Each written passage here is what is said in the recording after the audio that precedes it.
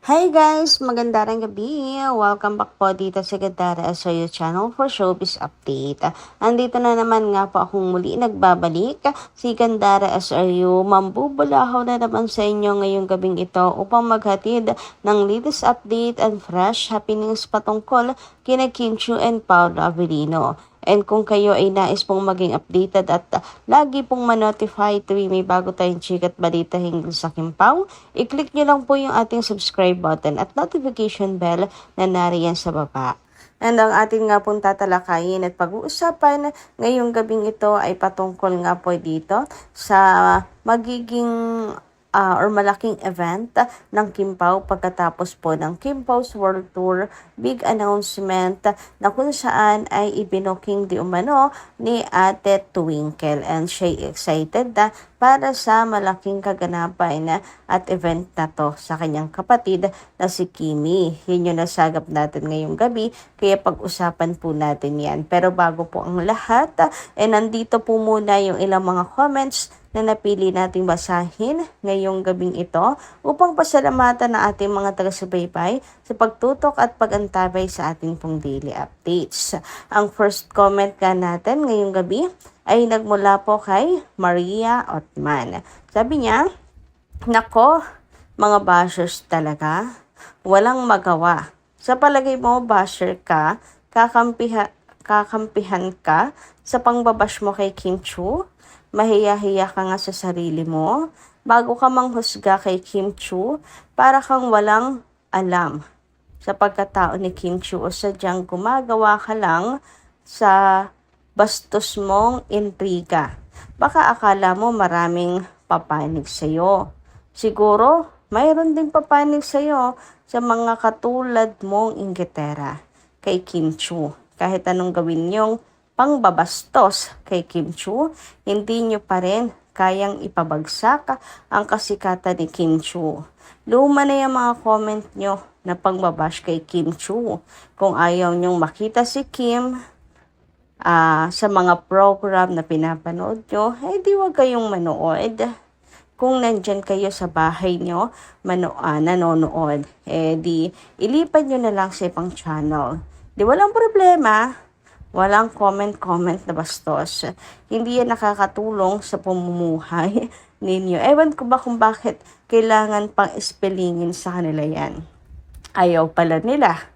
Bakit nagtsatsaga at nanonood? Diba? Simple lang. Pipindutin mo lang naman yung remote control ng inyong television. Actually, hindi pa nga po napapalabas ang Kim Pao.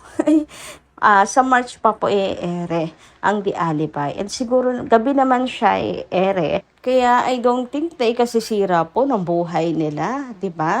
Tulad ganun sabi ni Mama Maria Otman, sandali lang naman, i-click ang channel, mag-change ng channel or lipat channel kung ayaw mapanood si Kim Chiu.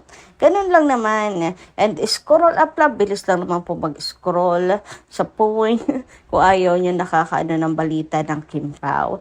Una rin kasi niya nasa rin yan algorithm lang din po yan. Kung hilig nyo rin kasing makichismis sa Kim Pao, asahan nyo na puro Kim Pao ang lalabas sa inyong feed. Ganun yon.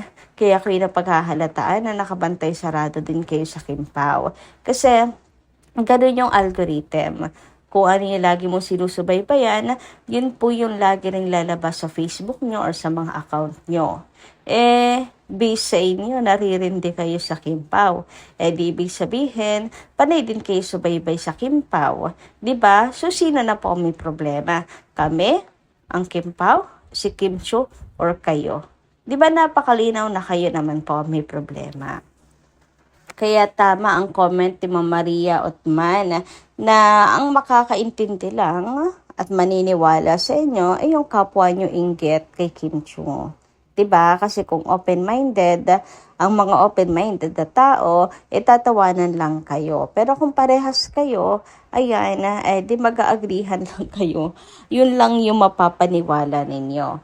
Anyway, dumako naman tayo sa comment ni Ma'am Marlita Aurea Rodriguez. Sabi niya rito, bakit ganoon Gandara? Pag merong mga project sila Kim at kung ano-ano pang magagandang ganap sa mga ang mga bashers dumadami. Parang nanganganak. Pati reporter nakikisawsaw na rin. May pagkumpara pa. Hindi ba pwedeng bawasan?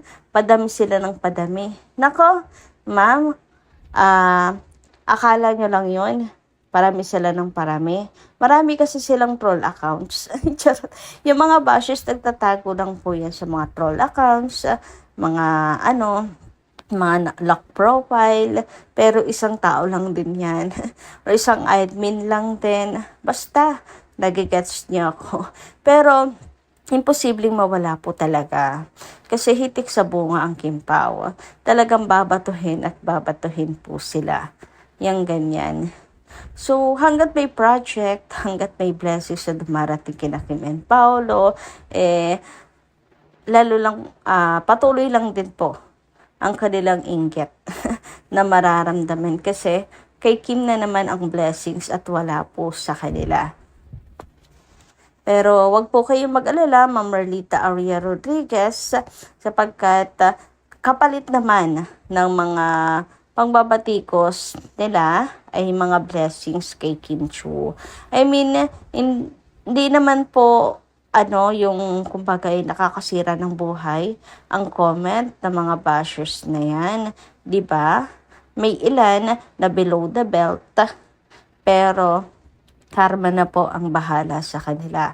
Basta ang Kimpaw, alam nila sa sarili nila na wala po silang tinatapakang tao, malinis ang konsensya nila, na ang blessings na kanila po nare-receive ay deserve nila.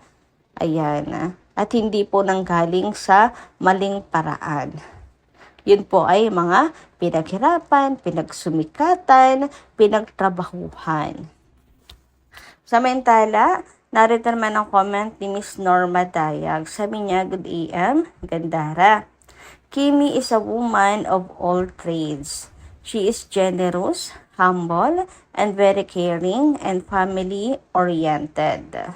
Ever since in her PBB days, she stayed humble and not braggart. Whereas, yung iba, akala mo kung sino na sila. Kagaya ng ibang artista na napakayabang nila. Ayaw ni Lord ng ganyan. Kaya Kimi is blessed because God knows what is her heart. In spite of the fact na niloloko lang siya ng naging boyfriend niya, nalaos na ngayon. Kaya nakaguhit na sa palad ni Kimi or ni Kim ang kapalaran niya. God bless Kim Pao, love na love ko silang dalawa at iiyak kami, seniors, pag niloko ni Paolo. At mas matindi yung karma na hopefully ay hindi niya gagawin kay Kimi. Mamimiss namin si Kimi sa world tour nilang dalawa ni Paolo. God please take care, guide and protect KP or Kim Pao in all their ganap, lalo na itong world tour nilang dalawa. Thank you Lord dahil minatawad ni Kimi sa Atilakam. Isa yon sa ipinagdarasal ko. God bless us all seniors like me who are legit fan to KP.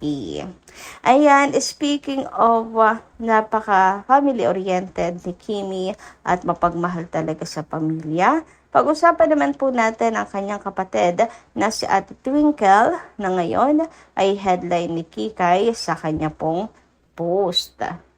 So, based dito kay Kikay, may ibinuking daw sa Ate Twinkle.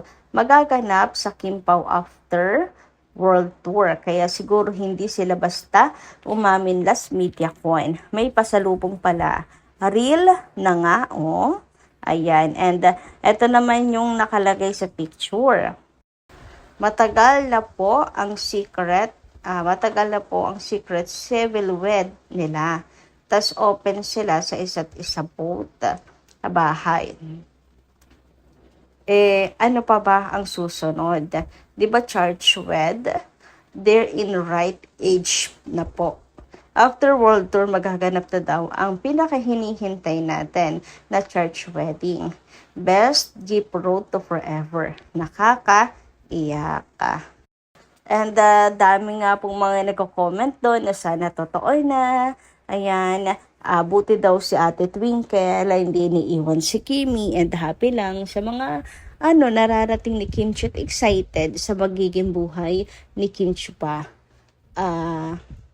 Mga ikasasaya ni Kimi sa buhay. Sabi dito, ni Lolita Sebok sa kanyang comment, salamat sa iyo Twinkle, lalong maraming ipananalangin na matuloy na yung matagal na hinihiling ng mga Kim Pao fans, lalo ng mga senior at sa buong mundo na sumusuporta sa Kim Pao. Gabayan nawa kayo ng Diyos na maligtas sa lahat ng kapahamakan at panganib, lalo na sa mga taong sobrang naiinggit sa inyo. Kim Pao, ingat kayo lagi. God bless both of you.